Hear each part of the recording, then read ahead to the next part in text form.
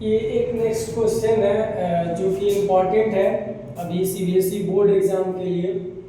Class 10th का ही math है। इसमें आपको निकालना है find the value of x, जिसमें एक सर्कल है, सर्कल के अंदर का एंगल 130 डिग्री दिया हुआ है और यहाँ इस एंगल का वैल्यू निकालना है, हमें फाइंड करना है।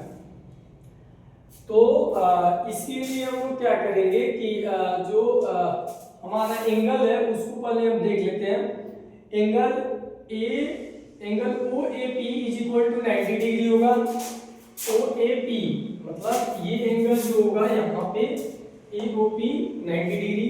फिर सेम ओ बी पी मतलब इस साइड से ओ बी पी ये भी 90 डिग्री, दोनों को 90 डिग्री हमने लिखा। उसके बाद हमने क्या लिखा, जो कि इस मैथ का नॉब्स है वो मैंने इस चीज को लिखा कि sum of interior angles in any quadrilateral is 360 degree.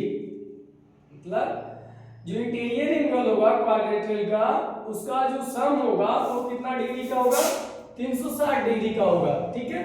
फिर उसके बाद हमने क्या किया कि सारे को मैंने जोड़ लिया, जो मैंने स्टेटमेंट लिखा उसको मैंने इसमें उसके वर्ड्स में लिख दिए।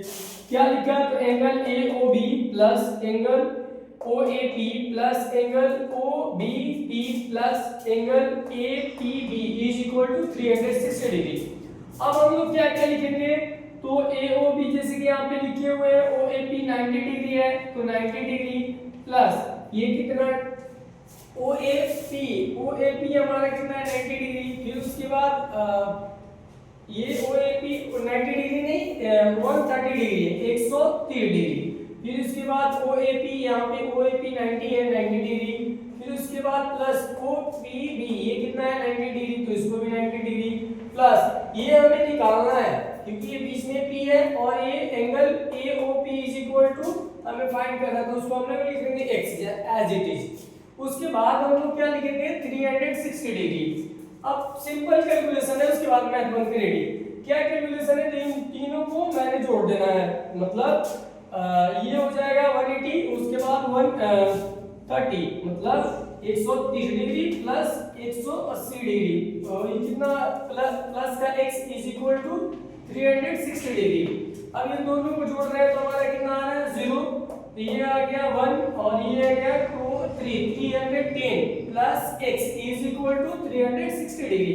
अब समझना यहाँ ये कि जो ये x की वैल्यू है इस x की वैल्यू को हम लोग क्या करेंगे, तो x की वैल्यू को हम लोग इस यहीं छोड़ देंगे x को और इसको इस तरफ ला देंगे, मतलब इसको इक्वेशन फॉर्म में लिखना होगा तो हम लोग कैसे लिखेंगे x इज इक्वल टू 360 तो उसमें से क्या घट जाएगा तो उधर प्लस में 310 उस 310 को हम यहाँ लिख देंगे तो x की वैल्यू निकल करके आ गई कितनी, तो यहाँ पे आ गई 50। कितना आ गया 50। अब इस 50 डिग्री को हम क्या कर लेंगे वो, तो इस x की वैल्यू को मान लेंगे ना। और वैसे भी यदि ऐसे है तो ये दोनों को जोड़ करके 180 आनी चाहिए, इंटीरियर एंगल का वो हाफ होगा ये, तो उसको ऐसे भी कर सकते हो आप लोग कि 130 डिग्री प्लस का ये 50 डिग्री इज इक्वल टू कितना आ जाएगा 180 डिग्री।